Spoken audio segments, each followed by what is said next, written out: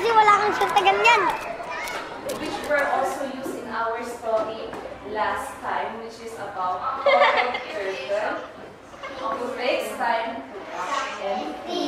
about this content in the video.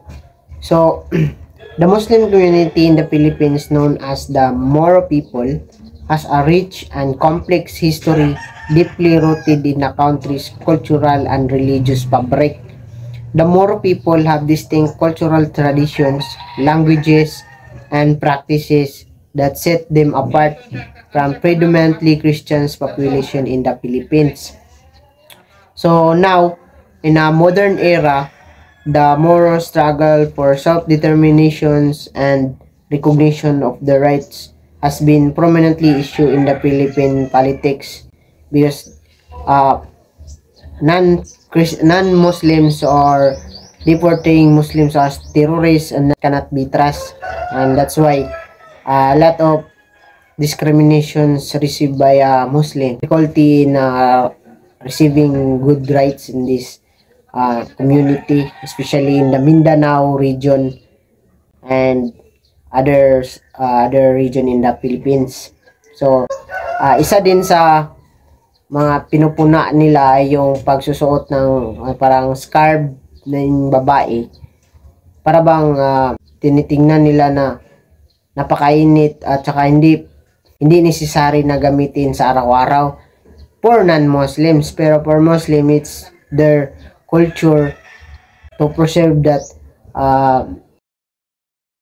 women should be respected and not be shown by the others, that totally shown and even face is covered. That's their way to preserve the women, and a lot of non-Muslims are trying to portray that it is not necessary. So let's continue. Yung problema natin ngayon, yung mga Muslim terrorists na yan sa Mindanao. Nabalta nyo naman nangyari sa Marawi, di ba? Tinuturo din dito na na merong ISIS, because the ISIS portraying that they are Islam. So ISIS also ay parang sila yung dahilan kung bakit ang Muslim ay naghihirap na makakuha ng isang respeto mula sa non-Muslims because of the ISIS. Because of the ISIS violence and terrorism, and ang Muslim yung napoportray, and even though na hindi sila kasali, nahihirapan sila na na gumawa ng maganda para pagtiwalaan ng mga Muslims. That's why na pag nakita ng Muslim ang isang Christian, sabi nila na isang ISIS. And I want to give an background informations for ISIS. The ISIS is also known as the Islamic State of or Iraq and Syria. Is designated as terrorist organizations by numerous countries and international organizations, including the United Nations Security Council. They have been responsible for numerous acts and violence, including terrorism, mass killings, and human rights abuses, targeting the Muslims and non-Muslims. That's why na ang ISIS ay isa sa mga terorista na mga Muslim, at mga non-Muslim naman ay they thought that all Muslims are terrorists. That's why na they always discriminate them as terrorists. So let's continue. Hindi mo kasi. Bali. Ay, sorry. Andiyan ka pala. Gulo-gulo mo kasi. Hindi ka ba nainitan dyan sa suot mo? Tao, balik dyan. OMG, nandiyan na si Crush pala doon. One thing that I've noticed in the video, even the character is not facing the camera, it's still portraying the content that they want to hear. They still can manage to send the message even if the character is not facing the camera. It's still clear that that Muslim is portraying or receiving as discrimination in political social injustice. So di dapat even hindi sila kasali sa mga naging terorista. Meron din naman mga Muslim na mabait. Uy, hello Akbar! Uy, huwag mong ganyanin, baka bombahin tayo. Wala, terorista.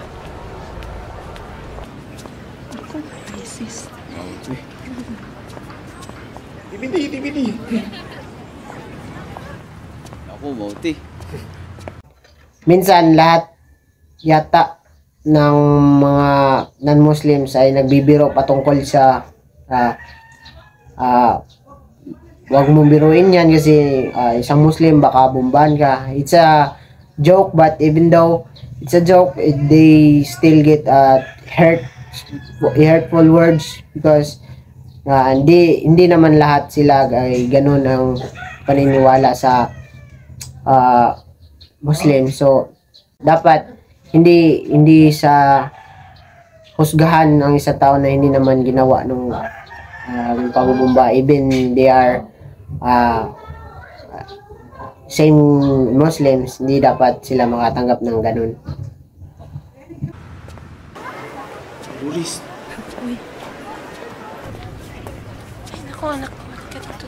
Sumiklab na naman ang bakbakan sa pagitan ng mga tropa ng gobyerno at teroristang mautay ISIS sa Lanao del Islamic Terrorist Group sa Pilipinas. Patuloy na nagtatanim ng bomba sa ilang terrorist group na ISIS ng mas marami pang pag-atake sa ilang bansa matapos ang paglusob sa Paris. Allahu Akbar.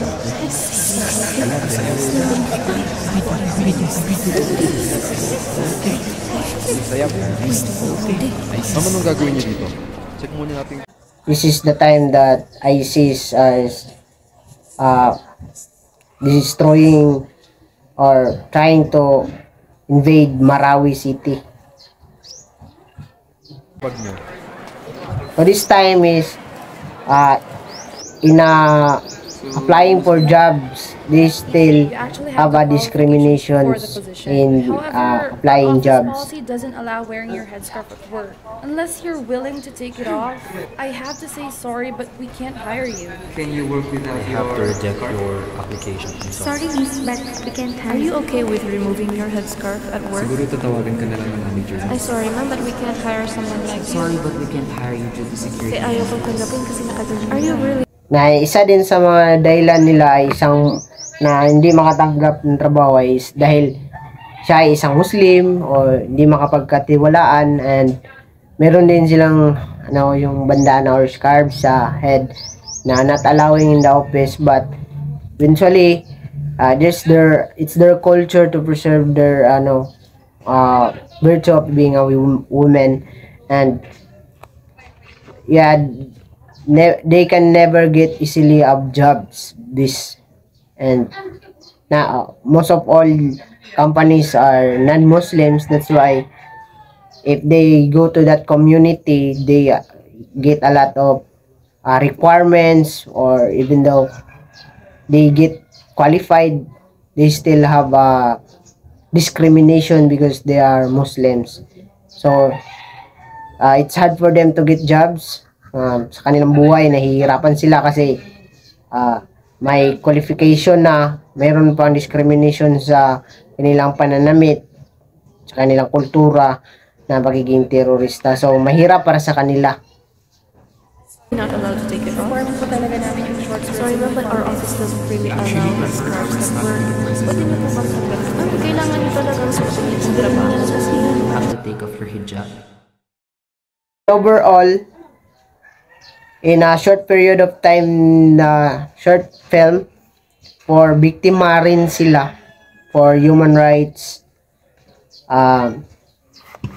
The video is cleared and relaying message that Muslims trying hard for them to live in free, but there's still a lot of discrimination that they get, and they want to have fair and mamuhay ng tahimik na respetado at makahanap ng kaibigan at hindi dapat sila katakutan. And that message also is portraying that not all Muslims are bad or terrorists. A lot of Muslims are good. They are friendly. That's all my reactions video for the short film.